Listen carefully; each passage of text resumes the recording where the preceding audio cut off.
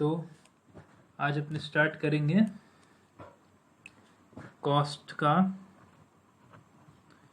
Cost of materials का class 3।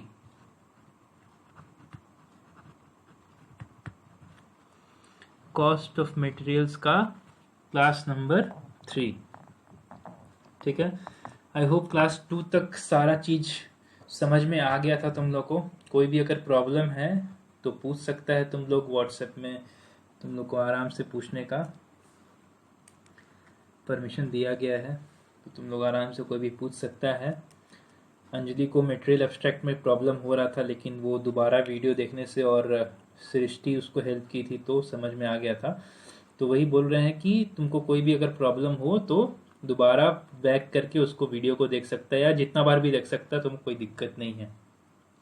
और लगातार रिवाइज करते रहना ताकि कोई चीज़ भूले नहीं। ठीक है, बहुत जल्द अभी हम लोग सम्स में उतरेंगे, क्योंकि कोई कोई ऐसा टॉपिक है जिसको हम सम्स करके फिर उसके बाद वो थ्योरी कराएंगे, ताकि तुम लोग को एकदम फटाफट समझ में आ जाए कि हाँ भैया ये चीज़ हो रहा था, तभी जाके वो उसका जैसे फीचर्स हुआ, एडवांटेज हुआ, उसके अंदर क्या क्या है वो तुम लोग को समझ में आए। ठीक है, इसीलिए हम लोग बहुत जल्द सम्स में उतरने वाले हैं, प्रैक्टिकल सम्स में उतरने वाले हैं। ठीक है, उसके बाद ही कोई कोई चीज़ हम सम्स कराते हुए तुम कोई कोई चीज़ उसका थ्योरी का डिस्कस करेंगे पार्ट। ठीक है, तो अपने कौन सा पार्ट तक हो गया था? अपने नंबर हो गया था कौन सा? स्टोर्स लेजर, बिन कार्ड कर लिए थे ना, बिन कार्ड कर लिए थे, बिन कार्ड और उसका नेसेसिटी तक कर लिए थे। मतलब पॉइंट नंबर 3 चल रहा था, पॉइंट नंबर 4 करेंगे स्टोर्स लेजर, लेकिन स्टोर्स लेजर के पहले एक और पॉइंट करेंगे। ठीक है, तो इसका तुम लोग ऐसे स्टार मार्क देके लिख सकता है, two bin system. Two bin system.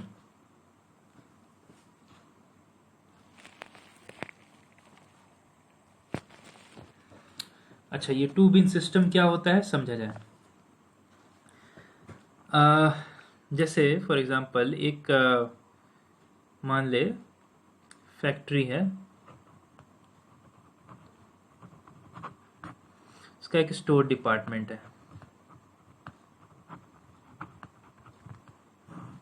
Factory के अंदर स्टोर डिपार्टमेंट है, तो स्टोर डिपार्टमेंट में जब गुड्स रखा जाता है तो उसको अलग अलग बिन्स में रखा जाता है। क्या नाम है? अलग अलग बिन्स में। ठीक है, अलग अलग जगह पे रह जाता है, उसको हम लोग एक तरह से उसका नाम क्या दे देते हैं? बिन। ठीक है, जहां पे मटेरियल स्टोर होता है उसको बोलते हैं बिन या बिन्स। ठीक है, जैसे फॉर एग्जांपल हम लोग जब नेस्ले में जाते थे ऑडिट करने के लिए, तो वहां पे जितना भी सारा सामान रखा रहता था वो लंबा लंबा बिन्स में रखा रहता था। मान ली एक बिन में 3 अलग अलग हिस्सा है, मतलब नीचे, मिडिल और ऊपर, तो ये सबको क्या हम लोग बोलते थे? बिन्स बोलते थे, जहां पे सारा सामान स्टोर करके रखा जाता था, 1 2 3 इस तरह से, एक के ऊपर एक करके। ठीक है, और बीच में अलग अलग सेपरेट किया जाता था, उसको सेपरेशन था अलग अलग। ठीक है, इस तरह से अलग अलग बिन था। ठीक है, तो इसी को हम लोग बोलते थे क्या? बिन। अच्छा, ये है बिन तुम्हारा। ठीक है, अब क्या होता था, 2 बिन सिस्टम क्या बोलता है कि इसी बिन को जहां पे हम लोग सामान रखते हैं, मान ले से ये इतना ही नहीं रहता, बहुत सारा रहता है। ठीक है, तो मान ले ये सारे बिन को हम लोग 2 हिस्सा में बांट देते हैं। एक का हम लोग नाम देते हैं रनिंग बिन, और एक का हम लोग नाम देते हैं reserve bin.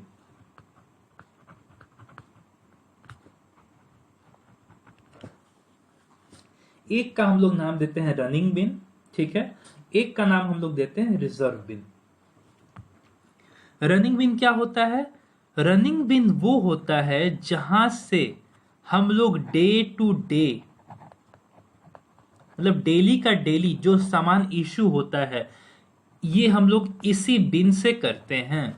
Day to day issue हम लोग इसी बिन से करते हैं। ठीक है, मान ली 2 तारीख, 3 तारीख, 4 तारीख, डेली जो भी इशू करेंगे वो रनिंग बिन से करेंगे, क्योंकि उसका नाम ही है क्या? रनिंग बिन। ठीक है, उसको रनिंग बिन इसीलिए बोला जाता है क्योंकि हम लोग वहां से डेली टू डेली इशू करते हैं, मतलब वो रन कर रहा है, उसी में जितना काम हो रहा है उसी से हो रहा है। ठीक है, और एक होता था रिजर्व बिन।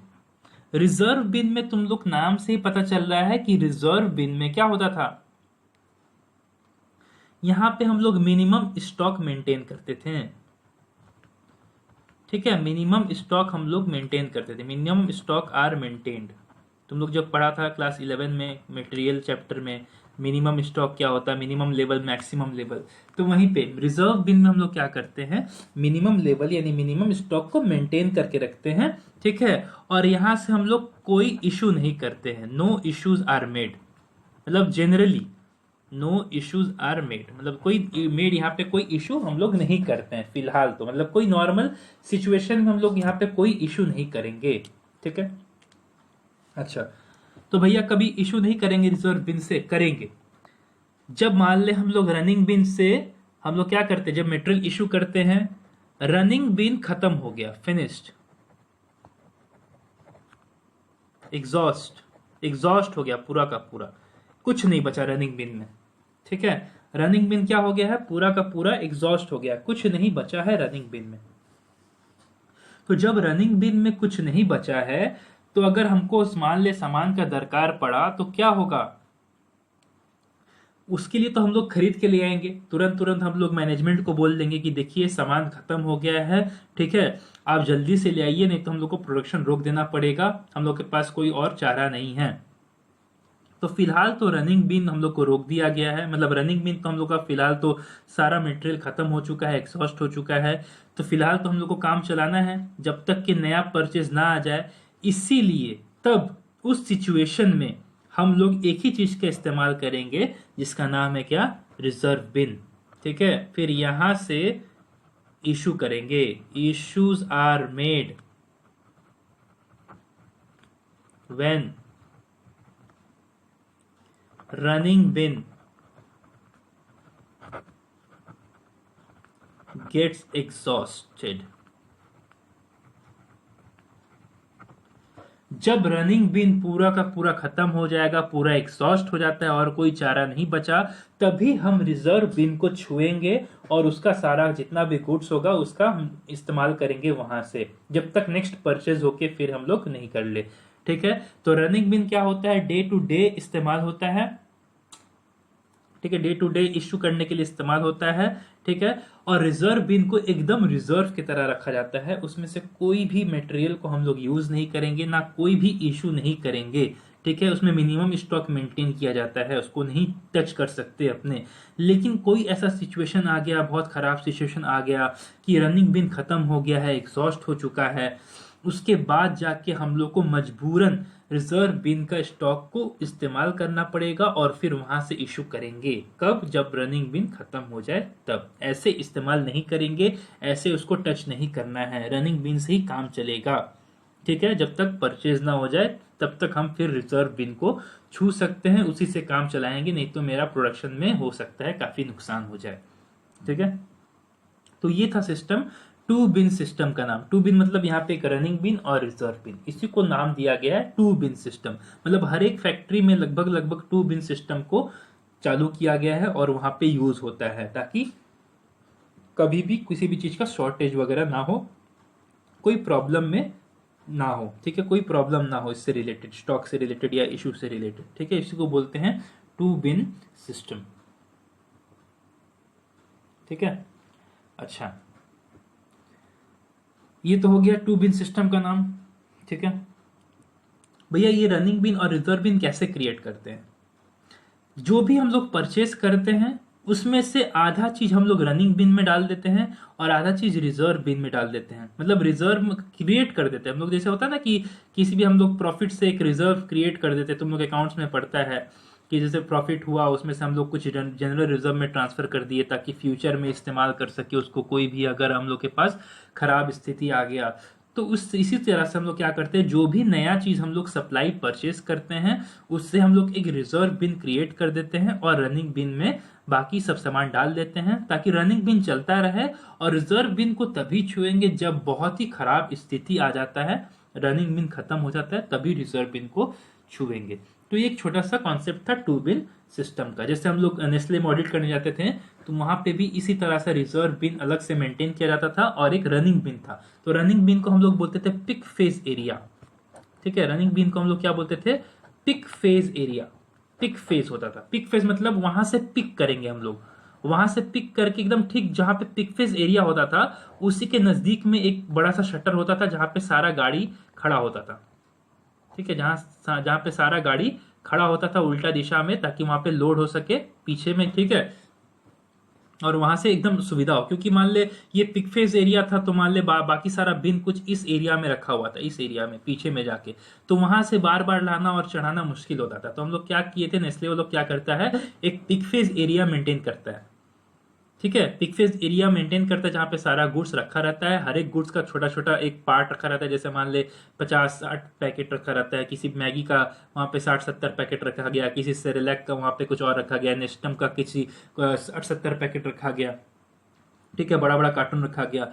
तो वही कार्टून यहाँ से क्या करता है, पिक फेज एरिया से ये ट्रक में घुस जाता है। ठीक है, ये ट्रक में घुस जाता है। भैया जब पिक फेज एरिया से में जब सामान खाली होता है तो क्या होता है, कुछ नहीं, पिक फेज एरिया को वापस भर दिया जाता है। कहां से, वो और सब बिन से लाके। ठीक है, और सब बिन से लाके वहां पे ये सामान भर दिया, मतलब बाकी सबको भी रनिंग बिन बोलते थे। ठीक है, और ये इसको पिक फेज एरिया इसलिए बोलते थे ताकि यहाँ से पिक होता था, पिक फेज। ठीक है, ये एक फेज टाइप का एरिया होता था, वहां से ये सामान पिक होता था, पिक होके गाड़ी में चल जाता था। ठीक है, ये भी एक तरह से रनिंग बिन था, और बाकी सबको भी रनिंग बिन भी बोला जाता था क्योंकि वहीं से लगातार सामान इश्यू होता था। ठीक है, बस वही बात है कि ये सेकेंड स्टेप होता था। सेकेंड स्टेप मतलब यहां से एक बिन है, बिन से पहले यहां आएगा, फिर उस गाड़ी पे सामान जाएगा, ताकि सुविधा हो जाएगा ना। ठीक है, क्योंकि हम लगातार मान ले यहाँ पे थोड़ा दूरी पे बिन्स है। ठीक है, मान ले थोड़ा दूरी पे हम लोग बिन को रखे हैं यहाँ पे। अब यहां से इतना दूर ले आएंगे बार बार, बहुत टाइम लग जाएगा। तो हम लोग क्या करते हैं, जो भी सामान आने वाला रहता है उसको पहले यहां से पहले यहाँ पे पिक करवा देते हैं। देखते हैं हम लोग किस चीज का डिमांड ज्यादा है, कौन सा सामान ज्यादा हम लोग के पास से जाता है। तो वहां से हम लोग क्या करते हैं, जैसे ही पिक फेज एरिया खत्म होता है, वहां पे सामान वगैरह खत्म हो जाता है, हम लोग क्या करते हैं, यहाँ से उठा के यहाँ पे डाल देते हैं। फिर यहाँ से जो भी सामान आता है यहाँ से उठा उठा के डालते जाते हैं। कोई ऐसा सामान जो यहाँ पे हम लोग नहीं डाले होंगे तो लोग फिर हम लोग क्या करते हैं, वहां से उठा के लेके चले आते हैं। ठीक है, और वो डायरेक्ट लेके गाड़ी में डाल देते हैं। ठीक है, क्योंकि एक जो हम लोग सामान यहाँ पे नहीं डाले होते हैं वो मान ले 1 ही 2 आइटम होगा, ऐसा तो कोई नहीं कि हाँ बहुत सारा आइटम होगा जो हम लोग नहीं डालते हैं। ठीक है, ऐसे बहुत सारा आइटम यहीं पे पड़ा रहता है, यहीं से हम लोग उठा के डाल देते हैं। इसी को हम लोग पिक फेज एरिया बोलते थे। जैसे नेस्ले में देख अलग अलग अपना ऑर्गेनाइजेशन हुआ, जैसे नेस्ले हुआ, कोई और कंपनी हुआ, तो वो लोग अपना अपना अलग अलग चीज मेंटेन करता है। कैसे मेंटेन करता है वो तो हमको नहीं पता, क्योंकि अलग अलग जगह पे अलग अलग चीज मेंटेन होता है। नेस्ले में हम गए थे, नेस्ले में हम ऑडिट करते थे, तो ये तुमको एक एक्सपीरियंस शेयर कर दिए कि हाँ नेस्ले में इस तरीका का होता था। पिक फेज एरिया एक बना दिया रहता था, फिर बिन से उठा के सामान यहाँ पे रख के फिर यहाँ से गाड़ी में चढ़ता था। तो ये हम अपने एक्सपीरियंस शेयर करती है कि पिक फेज एरिया क्या होता है। ठीक है, तो चलो यहाँ ये था फिलहाल अपना एक छोटा सा कॉन्सेप्ट जिसका नाम है two bin system. I hope समझ में आया होगा। ठीक है, तो नेक्स्ट टॉपिक पे बढ़ते हैं जो कि है क्या, अपना स्टोर्स लेजर, जो कि था कौन सा पॉइंट नंबर 4। स्टोर्स लेजर की तरफ बढ़ते हैं। तो अपने पॉइंट नंबर 4 स्टार्ट कर रहे हैं, स्टोर्स लेजर।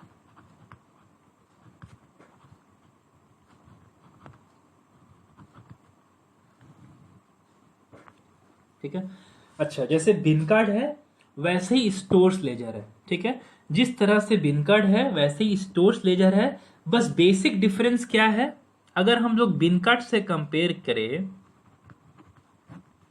तो बिन कार्ड में क्या होता था, क्वांटिटी रिकॉर्ड होता था। ठीक है, क्वांटिटी रिकॉर्ड, किसी भी चीज का क्वांटिटी रिकॉर्ड। क्या क्या चीज का क्वांटिटी रिकॉर्ड होता था, कितना सामान रिसीव्ड हुआ, मतलब कितना सामान हम मिला मेरे को, कितना सामान इशू हुआ, और कितना बैलेंस बचा। यही तो क्वांटिटी रिकॉर्ड होता है। ठीक है, रिसीव्ड कितना हुआ, इशू कितना हुआ, और बैलेंस कितना बचा, यही सारा चीज का क्वांटिटी अगर हम किसी चीज में रिकॉर्ड करते थे तो उसी को हम लोग क्या बोलते थे, बिन कार्ड। उसी के दूसरे तरफ स्टोर्स लेजर क्या बोलता है, स्टोर्स लेजर में भी ये तीनों ही रिकॉर्ड होता है। रिसिप्ट रिकॉर्ड होता है, इशू रिकॉर्ड होता है, और बैलेंस रिकॉर्ड होता है। ठीक है, लेकिन इन तीनों का क्वांटिटी भी रिकॉर्ड होता है और प्लस वैल्यू भी रिकॉर्ड होता है। बस अगर देखा जाए तो यही डिफरेंस है बिन कार्ड और स्टोर लेजर में। ठीक है, कि स्टोर्स लेजर जो है वो क्वांटिटी भी रिकॉर्ड करेगा और उसका वैल्यू भी रिकॉर्ड करेगा। कौन सा वैल्यू? मनी वैल्यू, मतलब उसका कितना मनी में उसका क्या वैल्यू है, 2000 का, 5000 का, 10,000 का, 15,000 का, 20,000 का, कितना क्वांटिटी आया। ठीक है, जैसे 5 किलो आया 100 रुपया का, इशू हो गया 3 किलो 70 रुपया का, तो बैलेंस बचा 2 किलो 30 रुपया का। इस तरह से हम लोग रिकॉर्ड करेंगे क्वांटिटी प्लस वैल्यू। और अगर बिन कार्ड बोला जाए तो क्या होता है? सिर्फ क्वांटिटी रिकॉर्ड करता है। मतलब अगर हम बताए कि 10 किलो सामान आया तो सिर्फ 10 ही किलो रिकॉर्ड करेंगे। ठीक है, 10 किलो सामान आया 1000 रुपए का, तो हम लोग 1000 रुपए यहां रिकॉर्ड नहीं करेंगे। 1000 रुपए का सामान है तो हम लोग 1000 रुपए यहां रिकॉर्ड नहीं करेंगे, यहां पे सिर्फ क्वांटिटी रिकॉर्ड करेंगे। 10 किलो आया, 5 किलो गया और 5 किलो बचा, सिर्फ केजीज रिकॉर्ड करेंगे, क्वांटिटी। लेकिन अगर हम लोग स्टोर लेजर में देखा जाए तो मान ले 10 किलो आया 1000 रुपया का, 6 किलो गया 700 रुपया का, तो 4 किलो बचा 300 रुपये का। इस तरह से हम लोग रिकॉर्ड करते हैं, वैल्यू भी और क्वांटिटी। तो यही है स्टोर्स लेजर। ठीक है, तो स्टोर्स लेजर का अगर डिफरेंस अगर हम लोग वो करते हैं, डेफिनेशन पता करें, तो डेफिनेशन में इस तरह से लिखा जाएगा।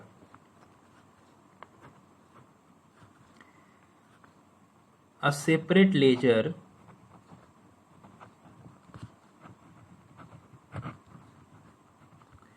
is maintained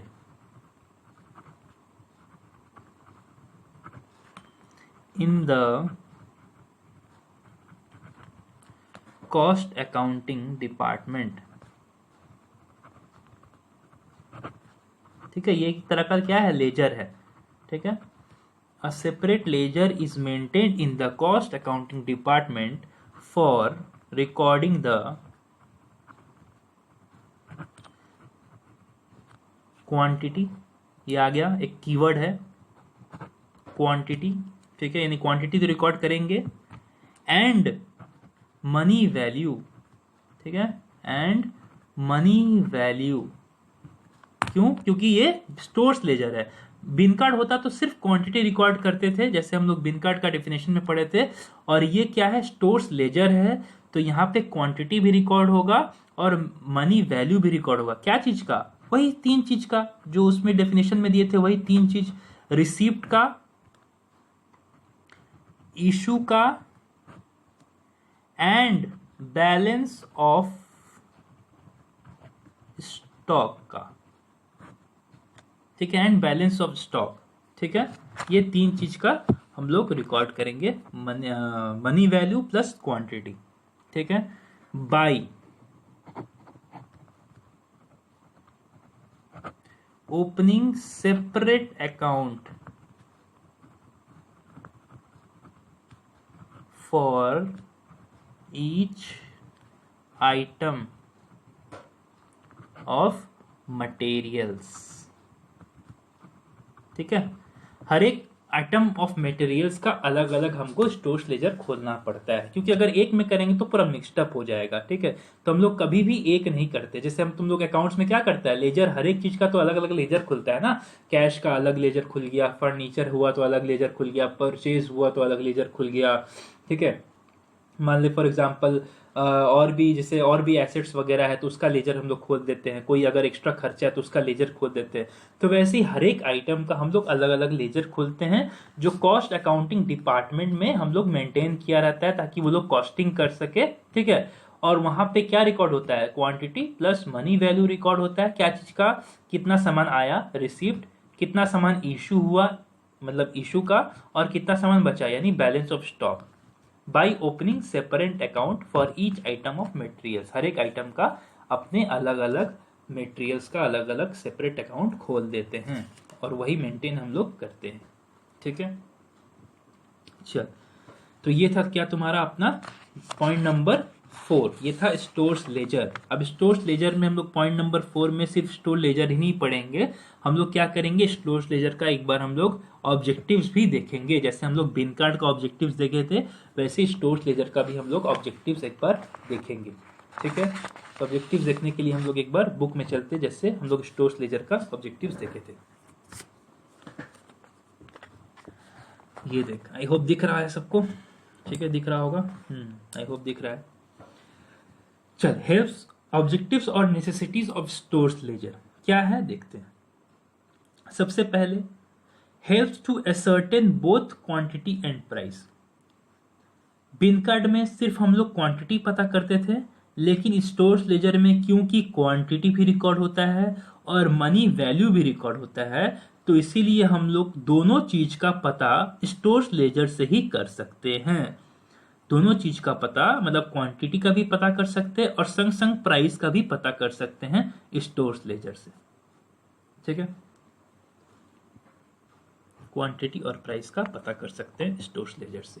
तो सबसे पहला ऑब्जेक्टिव या नेसेसिटी यही है, स्टोर्स लेजर बनाने के पीछे मेरा मकसद यही है कि अगर हम इसको बनाते हैं तो एक ही बार में क्वांटिटी भी पता चल जाएगा और एक ही बार में हमको प्राइस भी पता चल जाएगा।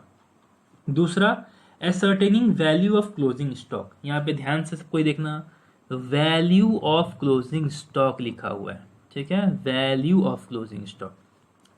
अगर क्लोजिंग स्टॉक का सिर्फ क्वांटिटी पता करना है तो भैया वो तो हम बिनकट से भी कर सकते हैं, क्योंकि बिनकट में तो मेन हमको क्वांटिटी पे ही खेलना होता है। तो बिनकट पे अगर हम लोग चेक करेंगे तो सिर्फ क्वांटिटी लिखा रहेगा। तो अगर हमको सिर्फ क्वांटिटी पता करना है कि चल बता भाई कि ये जो सामान है इसका कितना क्लोजिंग स्टॉक बचा हुआ है, तो वो देख के फटाक से बता देगा कि हाँ भैया इसका 250 kg बचा हुआ है या 250 पीस बचा हुआ है। लेकिन अगर हमको वैल्यू पता करना है, अगर हमको वैल्यू पता करना है कि बता क्लोजिंग स्टॉक जो बचा हुआ है 250 पीस, उसका वैल्यू कितना है आज के रेट पे, तो हम क्या देखेंगे, हम फिर स्टोर्स लेजर में आएंगे और स्टोर्स लेजर में उस आइटम का हम लोग लेजर खोल के बता देंगे कि भैया ये जो 250 पीस है उसका वैल्यू इतना दाम है, ठीक है। मान ले 250 पीस का दाम है 10,000 रुपये, तो भैया अभी हमारे क्लोजिंग स्टॉक में इस आइटम का 10,000 का सामान पड़ा हुआ है, ठीक है। तो हम लोग वैल्यू निकालने के लिए स्टोर्स लेजर यूज करते हैं। आया? अच्छा, तीसरा पॉइंट, अकाउंटिंग। भैया स्टोर्स लेजर ऑब्वियस बात है हमको अकाउंटिंग रिकॉर्ड है, क्यों? क्योंकि इसमें भैया इनफ्लो, आउटफ्लो और कितना बैलेंस ऑफ मटेरियल है वो सब मेंटेन रहता है, और वो सब कौन मेंटेन करता है? Cost accounting department. क्योंकि अभी हम जस्ट डेफिनेशन में क्या बोले थे कि वो कौन मेंटेन करता है, it is maintain in the cost accounting department, ठीक है। तो इसको मेन हम लोग क्या करते हैं, कॉस्ट अकाउंटिंग करने के लिए ये रिकॉर्ड को हम लोग मेंटेन करते हैं। मेनली हम लोग कॉस्ट अकाउंटिंग करने के लिए ये रिकॉर्ड को मेंटेन किया जाता है, ठीक है। इसलिए अकाउंटिंग में भी मदद करता है कि कौन सा आइटम का सामान कितना आया, कितना गया, कितना बैलेंस बचा है, ठीक है। तो क्लोजिंग स्टॉक कितना रिकॉर्ड करना है, इश्यूज कितना रिकॉर्ड करना है, ये सारी चीज हम लोग को दिख जाता है स्टोर्स लेजर में, ठीक है। Okay, number 4, appropriate basis for issue prices. इसका मतलब अब क्या हुआ, फॉर एग्जाम्पल जैसे स्टोर लेजर में क्या होता है, ठीक है, स्टोर लेजर में क्या होता है कि कौन सा मेथड हम लोग इस्तेमाल कर रहे हैं, ठीक है, उसी के बेसिस पे हम लोग क्या करते हैं, प्राइस को डिटरमाइन करते हैं। मतलब कौन से प्राइस पे सामान गया है, कौन से प्राइस पे सामान नहीं गया है, वो हम लोग क्या करते हैं, स्टोर लेजर से पता कर लेते हैं। क्यों? क्योंकि भैया स्टोर लेजर में ही हम लोग डिफरेंट मेथड से हम लोग स्टोर्स लेजर बनाते हैं, जैसे लीफो हुआ, फीफो हुआ, सिंपल एवरेज हुआ, वेटेड एवरेज हुआ, ठीक है। तो ये सब हम लोग क्या करते हैं, स्टोर लेजर में रिकॉर्ड करते हैं कि ये जो स्टोर लेजर है वो किस मेथड के ऊपर है, किस मेथड से बनाया गया है, फीफो से बनाया गया है कि लीफो से बनाया गया है, कि आपका सिंपल एवरेज है कि वेटेड एवरेज है। तो हर एक, जैसे हम एग्जांपल दिए थे डेमो क्लास में कि हाँ, जैसे फीफो में जब हम लोग कोई भी चीज इशू करते हैं तो जो सबसे पहले सामान इशू होता है, ठीक है, जो सबसे पहले सामान आया होता है उसी रेट से फिर इशू होता है। तो हम लोग ये देख पाते हैं कि जो सामान पहले आया था उसका दाम कितना है, ठीक है, तो उसी दाम पे हम लोग फिर इशू किए हैं कि नहीं किए हैं। Last in first out, LIFO में क्या होता है, जो सामान एकदम फिलहाल आया रहता है तो उसी सामान पे हम लोग, उसी दाम पे हम लोग सामान को इशू कर दिए रहते हैं। तो फिर क्या होता है, वो जो सामान का दाम है वही सामान का दाम क्या होगा, वो मटेरियल में भी रिकॉर्ड होगा, ठीक है। जब हम लोग मटेरियल का किसी भी चीज का दाम निकालेंगे तो वही सामान का जो दाम होगा, जिस दाम पे सामान आया था ना, जिस दाम पे सामान आया था निकल के, उसी दाम पे हम लोग सामान को क्या करेंगे, रिकॉर्ड करेंगे। ठीक है, जैसे अगर हिसाब से देखा जाए, अगर हम एग्जांपल लेके समझाएं यहाँ पे, मान ले फीफो है, ठीक है, मान ले फीफो है, तो मान ले आज स्टार्टिंग में मेरे पास 4 kg था 6 रुपया करके, फिर 5 kg था 7 रुपया करके। ठीक है, हमको मान ले इशू करना है 7 kg, तो अगर हम फीफो अपनाएंगे तो कैसे होगा, पहले 4 kg भेजेंगे 6 रुपया का, और फिर 3 kg भेजेंगे 7 रुपया का, तो कितना हो जाएगा 24 और ये 21, टोटल 45 रुपीज का सामान हम लोग भेज देंगे। यही तो इसका मतलब हम लोग क्या कर रहे हैं कि जब हम लोग स्टोर्स लेजर मेंटेन कर रहे हैं, तो हम लोग किस प्राइस पे इशू हुआ है कोई भी सामान, किस प्राइस पे, मतलब ये 6 रुपया कैसे इशू हो गया भैया हमको समझाइए, ये 7 रुपया कैसे इशू हो गया हमको समझाइए। तो बोलेंगे देखिए, ये जो हम लोग स्टोर्स लेजर मेंटेन किए है ना, स्टोर्स लेजर, ये हम लोग कौन सा मेथड पे मेंटेन किए, फीफो पे मेंटेन किए हैं। तो फीफो क्या बोलता है कि जो सबसे पहले आया वो सबसे पहले जाएगा।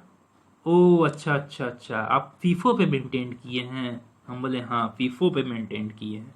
अच्छा, इसीलिए जो सबसे पहले सामान आया वो सबसे पहले जाएगा, इसलिए 6 रुपये वाला सामान पहले गया, फिर गया 7 रुपये वाला। हम बोले जी बिल्कुल, अब आपको समझ में आ गया। बोलते हो अच्छा अच्छा अच्छा अच्छा। तो अगर लीफो में मेंटेन करते तो स्टोर्स लेजर जो लीफो में जाता, ठीक है, तो सामने वाला हम लोग ऐसे करते, 5 kg पहले गया 7 रुपया में 35, और फिर 2 kg गया 6 रुपया करके 12, टोटल हो गया 47।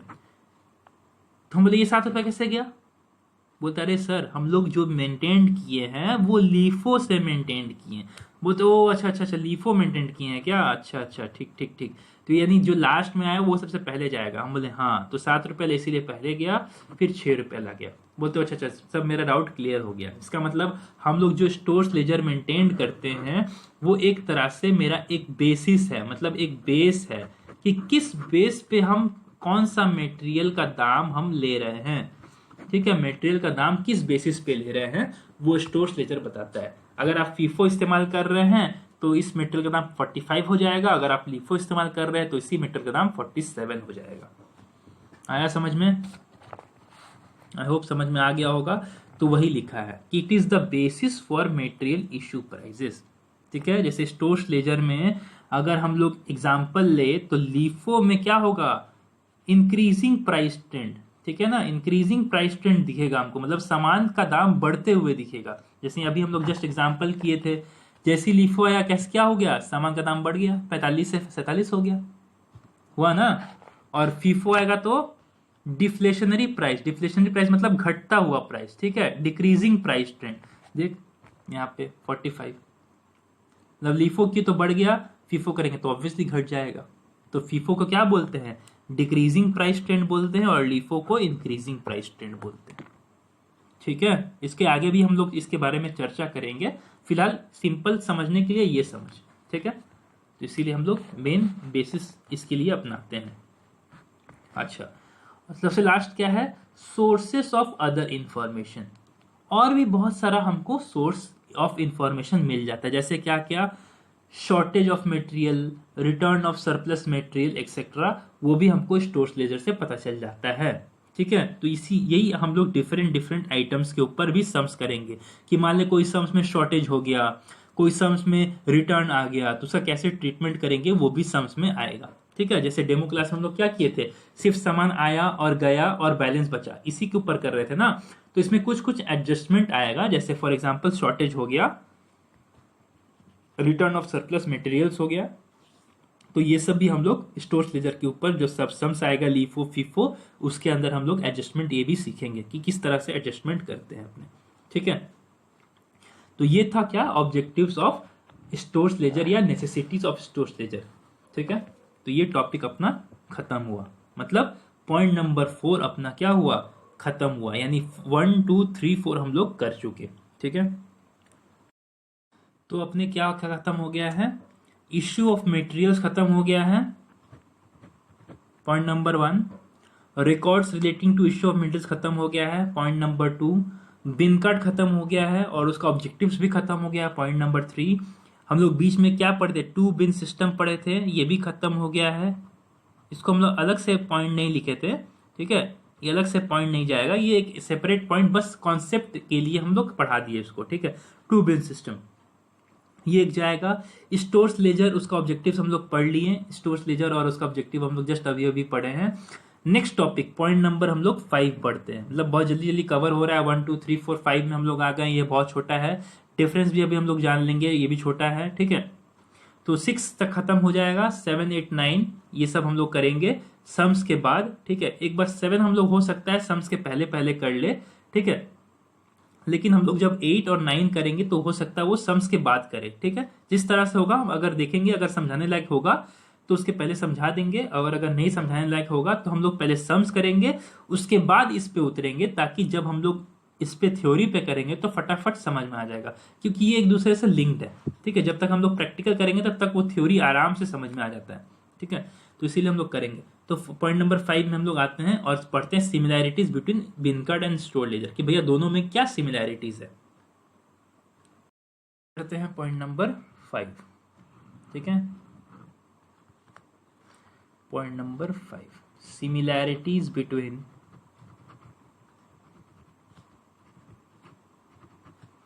बिन card and stores laser.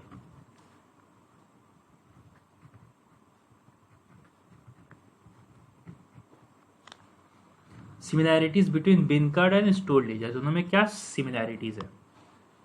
Okay, point number 1, सबसे पहला सिमिलैरिटीज, इन दोनों डॉक्यूमेंट में, इन बोथ द डॉक्यूमेंट्स, इन दोनों ही डॉक्यूमेंट में तुम लोग अपने से भी सोच, ठीक है, तुम लोग अपने से भी सोचेगा तो इससे क्या होगा कि दिमाग में वो चीज बार बार रिपीट होते रहेगा, तो लोग दिमाग में वो सब चीज बैठ जाता है कि हाँ बिन कार्ड में भैया ये रिकॉर्ड हो रहा था, स्टोर लेजर में भी यही रिकॉर्ड हो रहा था, तो यहां से एक सिमिलैरिटीज निकाल सकते हैं। तो इससे क्या होगा कि कभी भी कॉन्सेप्ट तुम लोग भूलेगा नहीं। एग्जाम में अगर आ गया कभी कुछ भूल गया तो वो कॉन्सेप्ट को याद करते हुए तुम लोग उसका डिफरेंस या सिमिलैरिटीज बना के लिख सकेगा, ठीक है। इसीलिए ये चीज बहुत ईजी है, ठीक है। इन both the documents movement of materials, movement of materials मतलब that is receipt, issue and balances of stock are recorded। एकदम सिंपल, एकदम इजी, कोई इसमें रॉकेट साइंस टाइप का कुछ नहीं है। सबसे पहला, बिन कार्ड में भी भैया मूवमेंट रिकॉर्ड होता है, कितना इश्यू हुआ, कितना रिसीव्ड हुआ, कितना बैलेंस हुआ, ठीक है, ये रिकॉर्ड होता है। स्टोर लेजर में भी रिकॉर्ड होता है, ठीक है भैया। इसमें क्वांटिटी रिकॉर्ड होता है, इसमें क्वांटिटी प्लस वैल्यू भी रिकॉर्ड होता है। तो ये हो गया डिफरेंस, ये पॉइंट क्या हो जाएगा, डिफरेंस हो जाएगा कि इसमें क्वांटिटी और इसमें क्वांटिटी प्लस वैल्यू। लेकिन अगर सिमिलैरिटी देखा जाए, दोनों में समानता देखा जाए, तो भैया समानता तो यही बोलता है कि दोनों में ही क्वांटिटी रिकॉर्ड होता है, क्वांटिटी क्वांटिटी दोनों में तो मैच कर गया ना। तो यहाँ पे सिर्फ क्वांटिटी के बेसिस पे, यहाँ पे अगर बात करें तो ये सिर्फ क्वांटिटी वाला चीज रिकॉर्ड हो जाता है, ठीक है, क्वांटिटी वाला चीज रिकॉर्ड हो गया, मतलब दोनों में एक समान हो गया, ठीक है। अच्छा, दूसरा नंबर,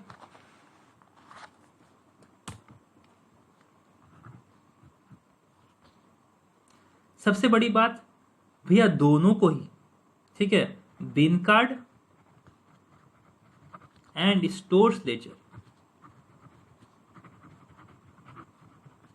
आर मेंटेन्ड, दोनों को ही मेंटेन किया जाता है, are maintained for each item of stores. Store department में जो भी आइटम है, हर एक सिंगल आइटम के लिए अलग बिन कार्ड और अलग अलग स्टोर लेजर बनाया जाता है। ऐसा नहीं कि 5 मटेरियल है तो पांचों को एक ही में मर्ज कर दे, नहीं।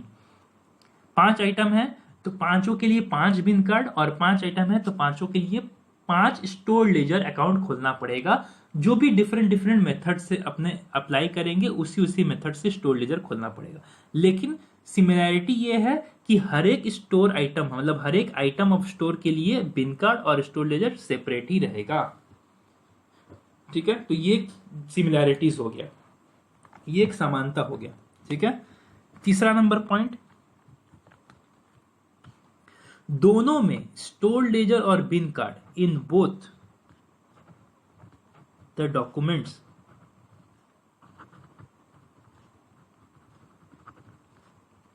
entries are made on the basis of same basic document। हम लोग पॉइंट नंबर 2 क्या पढ़े थे? Documents relating to issue of materials पढ़े थे ना, documents relating to issue of materials. तो वही सब डॉक्यूमेंट्स यहाँ पे काम आएगा। ठीक है, तो हम लोग क्या बोल रहे हैं कि इन बोथ द डॉक्यूमेंट्स, मतलब बिन कार्ड और स्टोर लेजर दोनों में ही भैया एंट्री किस बेसिस पे मारेंगे? एंट्री जो है, जैसे स्टोर बिन कार्ड में कितना आया, कितना गया, कितना बैलेंस बचा, स्टोर लेजर में भी हम लोग एंट्री मारना होता है, कितना आया, कितना गया, कितना बैलेंस बचा। तो सब हम कहाँ से मारेंगे? अपने मन से मार देंगे क्या? अपने हिसाब से जाके लिख दिए कि हाँ इतना आया, हम लोग लिख दिए, इतना गया चला हाथ से लिख देते? नहीं, वो सब एंट्री हम लोग क्या करते हैं, किसी एक बेसिक डॉक्यूमेंट के बेसिस पे हम लोग मारते हैं। ठीक है, वो सब डॉक्यूमेंट क्या होता है? That is goods receive note. ठीक है, सब पढ़े ना हम लोग, तो वही है, गुड्स रिसीव नोट हो गया, स्टोर्स रिक्विजिशन नोट हो गया, इसके बारे में भी हम लोग पढ़े थे, जो कि हम लोग स्टोर्स जो हम लोग भेजता है प्रोडक्शन डिपार्टमेंट, रिक्वेस्ट करता है, stores requisition note, materials return note,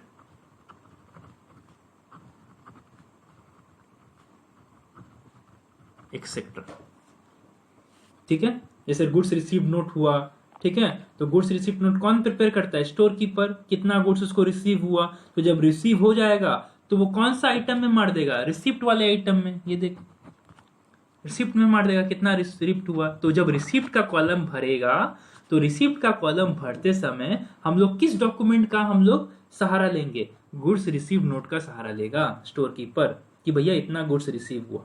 ठीक है, अच्छा, उसके बाद स्टोर्स रिक्विजिशन नोट में क्या करता है स्टोर कीपर? उस पर साइन करता है और इतना सारा गुड्स भेज देता है। ठीक है ना, कहाँ भेज देता है? प्रोडक्शन डिपार्टमेंट में भेज देता है। तो स्टोर्स रिक्विजिशन नोट में जब वो साइन करके भेजेगा, तो स्टोर्स रिक्विजिशन नोट के मदद से वो जहां पे एंट्री मारेगा वो होगा तुम्हारा इशू कॉलम। वो कौन सा कॉलम होगा? इशू कॉलम होगा, दोनों में ही, बिन कार्ड में भी और स्टोर लेजर में ही। ठीक है, दोनों का ही जब हम लोग एंट्री मारेंगे, तो बिन कार्ड में तो भैया स्टोर कीपर मार देगा, और कॉस्टिंग डिपार्टमेंट जो स्टोर लेजर मेंटेन करता है वो इशू कॉलम में किस बेसिस पे मारेगा? स्टोर्स रिक्विजिशन नोट जो उसको मिला रहेगा उसी बेसिस पे वो एंट्री वहां पे मार देगा। ठीक है, तो रिसिप्ट कॉलम में कौन सा डॉक्यूमेंट जाएगा? गुड्स रिसीव्ड नोट जाएगा। स्टोर्स रिक्विजिशन नोट हुआ तो इशू कॉलम में जाएगा, और बैलेंस तो अपना इशू और रिसिप्ट का डिफरेंस होता है, तो वो तो बैलेंस अपने आप, उसके लिए कोई डॉक्यूमेंट्स नहीं चाहिए। और मटेरियल्स रिटर्न नोट क्या होता है? जब हम लोग मटेरियल रिटर्न कर देते हैं, ठीक है, तो उसके लिए क्या होगा? मटेरियल रिटर्न नोट इशू होगा, और फिर वही क्या होगा? रिसिप्ट या इशू, जो भी बैलेंस, जो भी जहां पे भी मटेरियल रिटर्न नोट का हेल्प लगेगा वो उसी हिसाब से मार देंगे। ठीक है, जैसे नॉर्मली क्या होगा? मटेरियल रिटर्न हुआ, तो रिटर्न मतलब क्या? वापस स्टोर में चला गया। तो इसका मतलब स्टोर में जब वापस मटेरियल जाता है तो स्टोर का जो स्टॉक होता है वो बढ़ता है कि घटता है?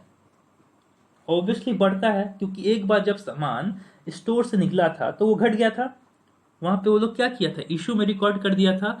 लेकिन जब वही सामान प्रोडक्शन डिपार्टमेंट से वापस स्टोर में चला गया, तो स्टोर डिपार्टमेंट का वहां पे जो कॉलम है रिसीप्ट का, वो क्या होगा? बढ़ जाएगा, क्योंकि उसको वापस से गुड्स रिसीव हो गया है। ठीक है, इस बार बाहर से गुड्स रिसीव नहीं हुआ है, इस बार क्या हुआ? अंदर से गुड्स रिसीव हुआ है। उसके लिए वो कौन सा डॉक्यूमेंट इस्तेमाल करता है? मटेरियल रिटर्न नोट इस्तेमाल करता है। आया समझ में? आई होप समझ में आ रहा है तुम लोग को। ठीक है, इसलिए हम धीरे धीरे करा रहे हैं एकदम अच्छे से। गुड्स रिसीव नोट वो कब इस्तेमाल करता है? जब गुड्स बाहर से आता है और वो रिकॉर्ड करता है कहाँ पे, रिसीप्ट कॉलम में, ठीक है। स्टोर्स रिक्विजिशन नोट की मदद से इशू कॉलम में रिकॉर्ड करेगा कि कितना इशू हुआ, बैलेंस अपने आप पता चल जाएगा। और जब मटेरियल रिटर्न नोट का इस्तेमाल होता है तो एक बार वापस से क्या होता है, स्टोर का सामान बढ़ जाता है, स्टोर का सामान क्या होता है, बढ़ जाता है। तो इस बार फिर से वो रिसीप्ट कॉलम में ही एंट्री मारता है, क्योंकि उसके लिए एक तरह से रिसीव हुआ। लेकिन जब दोबारा जब रिटर्न का जो एंट्री मारेगा, जो रिटर्न होता है उसका जब रिसीप्ट में एंट्री मारेगा तो वो इस डॉक्यूमेंट के बेसिक पे मारेगा, मटेरियल रिटर्न नोट, क्योंकि वो मटेरियल रिटर्न हुआ है कहाँ से, प्रोडक्शन डिपार्टमेंट से रिटर्न हुआ है, ठीक है। तो ये सब बेसिक डॉक्यूमेंट्स के हिसाब से दोनों में ही एंट्री मारा जाता है। तो ये भी एक तरह का सिमिलैरिटीज हुआ। पॉइंट नंबर 4 और लास्ट पॉइंट, ठीक है, various levels of stock.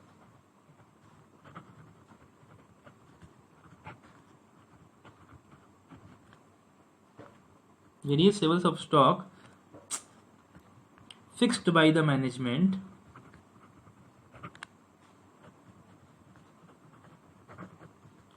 are noted in both the documents. In both the documents.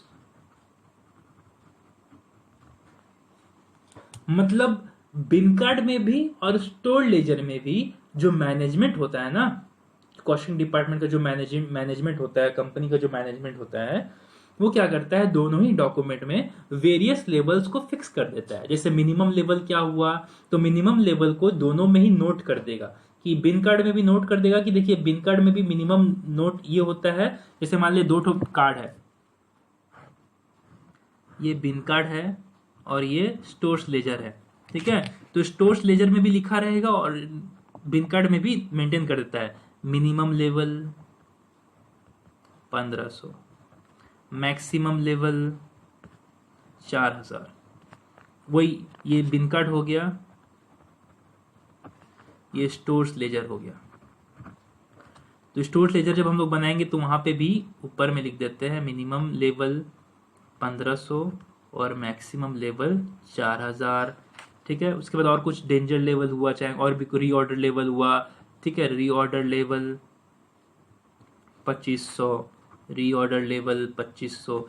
ये दोनों ही डॉक्यूमेंट में क्या करता है, जो भी मैनेजमेंट जो भी लेवल फिक्स करते हैं वो दोनों ही चीज दोनों जगह पे दिखाया जाता है, ठीक है। तो ये भी एक सिमिलैरिटीज हो गया। तो एक बार वापस से रिपीट करते हैं क्या क्या सिमिलैरिटीज हुआ। दोनों डॉक्यूमेंट में मटेरियल्स का मूवमेंट यानी रिसीप्ट कितना हुआ, इशू कितना हुआ, बैलेंस कितना बचा, वो तीनों चीज रिकॉर्ड होता है दोनों में ही। बिन कार्ड और स्टोर लेजर हर एक आइटम के लिए प्रिपेयर किया जाता है।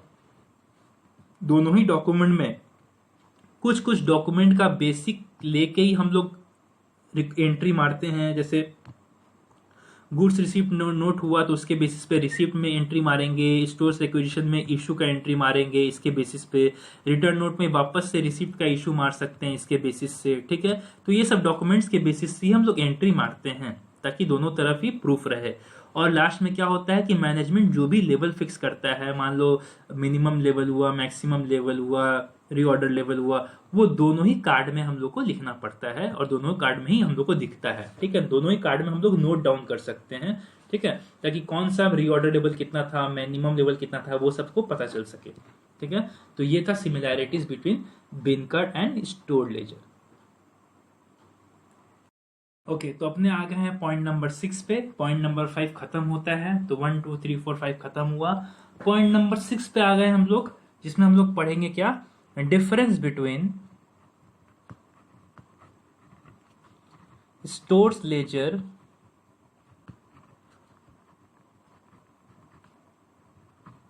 And bin card.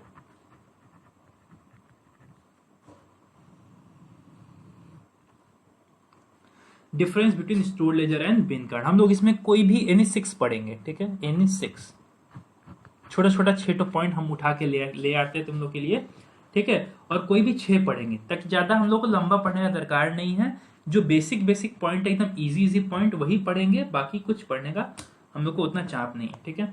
एकदम बेसिक बेसिक हम लोग पढ़ेंगे। तो यहाँ पे हम लोग लिख देते हैं बिन कार्ड और यहाँ पे लिख देते हैं स्टोर्स लेजर, बिन कार्ड और स्टोर्स लेजर। ठीक है, सबसे पहला क्या है इसका हम लोग सबसे पहला देखते हैं। 1, it is by nature a document relating या related to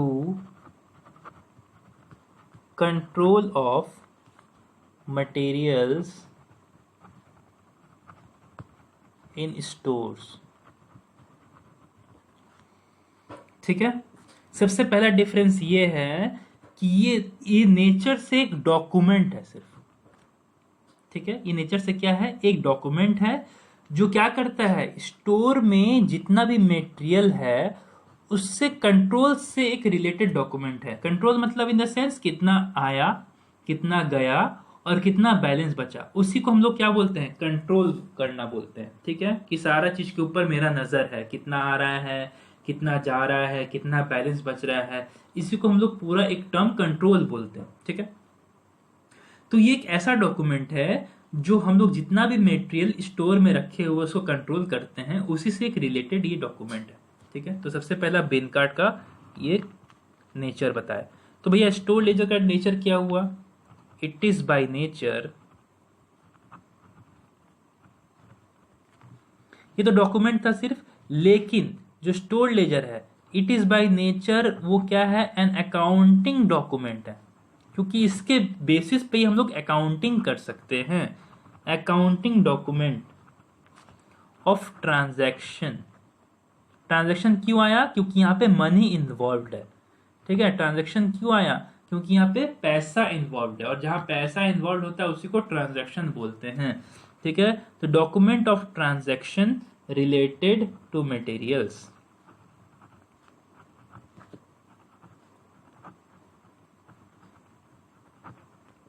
ठीक है, it is nature, it is by nature, sorry it is nature लिख दी, it is by nature an accounting, an लिख दिए। ठीक है, an accounting document of transaction related to materials. Material का जो भी ट्रांजैक्शन हो रहा है उसी से रिलेटेड ये एक डॉक्यूमेंट है, अकाउंटिंग डॉक्यूमेंट है। ठीक है, तो ये था पहला पॉइंट। दूसरा पॉइंट क्या है, एकदम सिंपल, तुम लोग अगर सोचेगा तो एकदम एक डिफरेंस तो तुरंत निकल आएगा कि भैया bin card it is prepared by store keeper. एकदम सही, भैया स्टोर कीपर बनाता है, आप बताए थे, बिल्कुल। तो ये कौन बनाता है, ऑब्वियसली कॉस्टिंग डिपार्टमेंट। अभी जस्ट हम लोग पढ़ के गए, इट इज प्रिपेयर्ड बाय या मेंटेन्ड बाय, जो भी तुम लोग लिखे कोई दिक्कत नहीं है, it is prepared bye costing department. अभी हम लोग जस्ट स्टोर लेजर का हम लोग डेफिनेशन में पढ़ ही रहे थे कि इसको कौन प्रिपेयर करता है, कॉस्टिंग डिपार्टमेंट प्रिपेयर करता है। आया सिंपल एकदम। ठीक है, एकदम बेसिक बेसिक डिफरेंस हम लोग को जानने को मिल रहा है। ठीक है, और एक डिफरेंस तुम लोग खुद सोचेगा, तुम लोग को तुरंत आ जाएगा। अभी जस्ट भैया हम बता ही रहे थे, इसके ठीक पहले वाला पॉइंट में जब हम लोग सिमिलैरिटीज पढ़ रहे थे तो उसमें एक हम बोले थे कि तुम उसको डिफरेंस भी मान सकता है। क्या क्या, it records only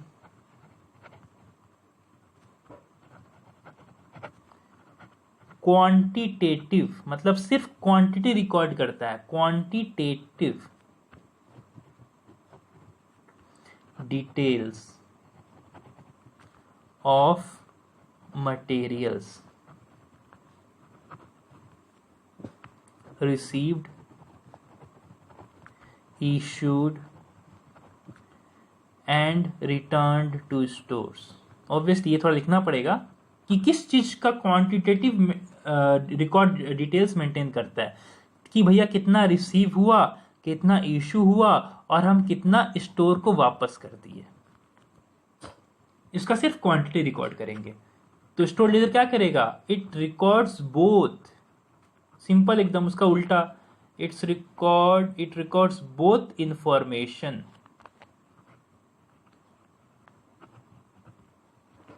of quantity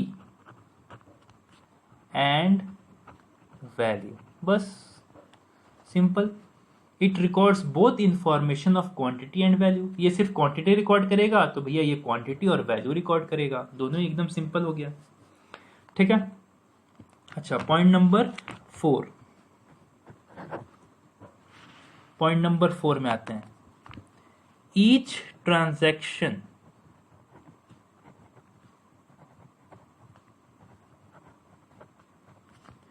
is individually posted. बताए थे, अगर तुमको याद होगा कि भैया हमको बताए थे कि जैसे फॉर एग्जांपल जो भी सामान आता है उसमें कब कितना सामान गया, कितना आया, फिर से कितना आया, कितना गया, तो क्या करते हैं, मान ली स्टोर में हम लोग जब बताए थे तुमको कि नेस्ले में ऑडिट करने जाते हैं तो वहां पे हर एक सामान के साथ एक बिन कार्ड पड़ा रहता है। तो जब भी वहां से इश्यू होता है तो जो स्टोर कीपर होगा वो वहां पे जाके बिन कार्ड में तुरंत अपडेट कर देता है कि हाँ आज 4 तारीख को इतना सामान गया, फिर 5 तारीख को सामान आया तो तुरंत गया, वो जाके तुरंत बिन कार्ड उठाता है और वहां पे डेट लिखता है 5 तारीख, 5 मान ले फॉर 5 मई, 5/5/2020 लिखा और इतना सामान आया उसको लिख के रिकॉर्ड कर दिया और बैलेंस अपडेट कर दिया। फिर 6 तारीख को इश्यू होता है, फिर वो गया 6 मई 2020, इतना इश्यू हो गया और कितना बचा वो बैलेंस अपडेट कर देता है। तो इसका मतलब ये है कि हर एक ट्रांजैक्शन को वो इंडिविजुअली पोस्ट करता है। ठीक है, हर एक ट्रांजैक्शन को वो इंडिविजुअली पोस्ट कर देता है, मतलब जब जब ट्रांजैक्शन हुआ तब तक वो जाके पोस्ट कर देगा। लेकिन इसमें क्या है, ट्रांजैक्शंस में भी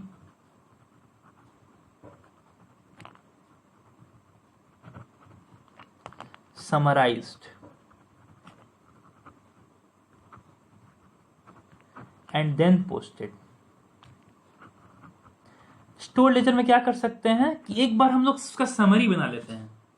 ठीक है, एक बार उसका समरी बना लेते हैं। जैसे फॉर एग्जांपल मान ले अगर हम लोग बिन कार्ड का पकड़े एक बार, तो मान ले 5 तारीख को 5 मई के दिन 10 ट्रांजैक्शन हुआ। ठीक है, 5 मई के दिन 10 ट्रांजैक्शन हुआ, 4 बार आया, 4 बार गया, मतलब 4 बार रिसीव हुआ, 4 बार इश्यू हुआ और 2 बार रिटर्न आया, टोटल 10 ट्रांजैक्शन हो गया। ठीक है, तो बिन कार्ड में हम लोग क्या करते हैं, जब जब एक एक ट्रांजैक्शन होगा उसको हम लोग जाके इंडिविजुअली रिकॉर्ड करते हैं या पोस्ट करते हैं। जैसे मान ले पहला ट्रांजैक्शन सुबह 9 बजे हुआ तो सुबह 9 बजे गए बिन कार्ड में जाके पोस्ट किए। अगला ट्रांजैक्शन 10 बजे हुआ, फिर 10 बजे हमको जाना पड़ेगा और बिन कार्ड में जाके उसको पोस्ट करना पड़ेगा। फिर अगला ट्रांजैक्शन मान ले 11:30 बजे हुआ तो फिर हमको जाना पड़ेगा।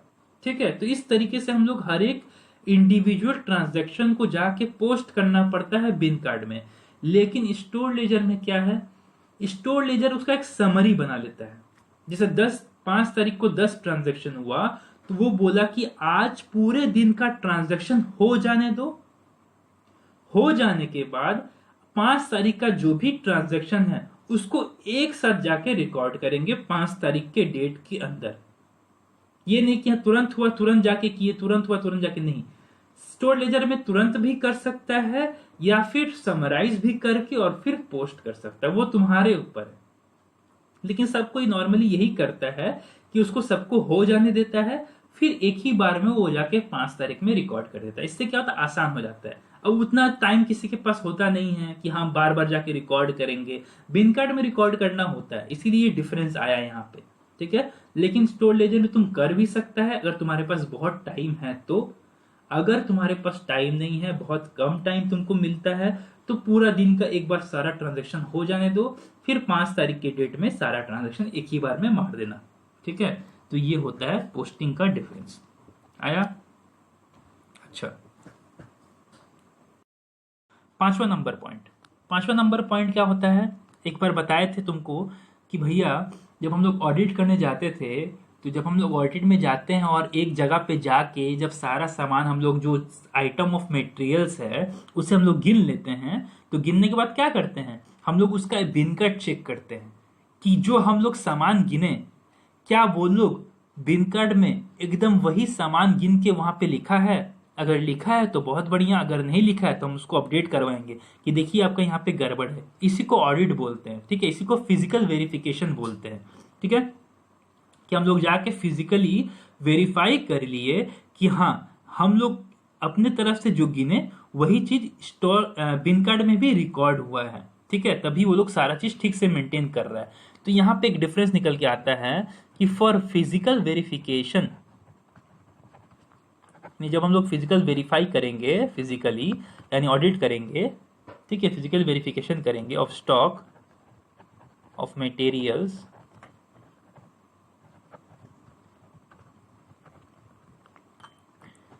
bin card is considered as the basis, मतलब बिन कार्ड के बेसिस पे ही हम लोग फिजिकल वेरिफिकेशन कर लेते हैं। बिन कार्ड में हम लोग जो वेरीफाई की वो बिन कार्ड में अगर है तो एकदम सही है, सब चीज सही रिकॉर्ड हो रहा है, ठीक है। लेकिन ये 5 नंबर पॉइंट है, लेकिन स्टोर्स लेजर का कोई इसमें रोल नहीं है। Stores ledger has no role to play in physical verification of stock, physical verification of stock, ठीक है। स्टोर लेजर का कोई काम नहीं है वहां पे, क्यों, क्योंकि भैया वो तो कॉस्टिंग डिपार्टमेंट में रखा रहता है, ठीक है, तो उसको लेके हम लोग कोई भी चीज ऑडिट वगैरह नहीं करते। हम लोग जब भी फिजिकल वेरिफिकेशन करते हैं वो बिन कार्ड को लेके करते हैं। स्टोर लेजर का कोई रोल यहाँ पे नहीं है, ठीक है। अच्छा, लास्ट पॉइंट में आते हैं, पॉइंट नंबर 6। ये 6 हमको लगता है ये 6 पॉइंट काफी इजी है और याद करने में एकदम आसानी हो जाएगा, इसीलिए हम क्या कर रहे हैं, चुन चुन के हम लोग निकाल रहे हैं और वही 6 पॉइंट हम लोग करेंगे जो कि तुम्हारा काम आए और याद हो जाए जल्दी से, ठीक है। अच्छा, लास्ट क्या होता है कि बिन कार्ड जो है is not an accounting record, सही है। जैसे हम लोग सबसे पहला पॉइंट में कर रहे थे, ये तो सिर्फ डॉक्यूमेंट है, ये तो एक अकाउंटिंग रिकॉर्ड नहीं है। तो so profit and loss statement, जो पीएल अकाउंट हम लोग बनाता है, तो profit and loss statement can not be prepared, एकदम सिंपल डिफरेंस, एकदम सिंपल डिफरेंस कि जब बिन कार्ड मेरा अकाउंटिंग रिकॉर्ड ही नहीं है तो अगर हमको आगे पीएल बनाना है तो हम लोग बिन कार्ड से नहीं बना सकते, क्योंकि उसमें वैल्यू ही नहीं दिया, उसमें तो सिर्फ क्वांटिटी दिया रहता है। लेकिन स्टोर लेजर में तो वैल्यू दिया रहता है और ये अकाउंटिंग रिकॉर्ड भी है, तो सीधा सीधा डिफरेंस है। Stores ledger is an accounting record, ठीक है, उसी का ठीक उल्टा हो जाएगा। सो P&L मतलब profit and loss statement can be prepared, बस हो गया। सिंपल 6 डिफरेंस, कोई दिक्कत नहीं आएगा याद करने में, आया, कोई दिक्कत नहीं आएगा याद करने में।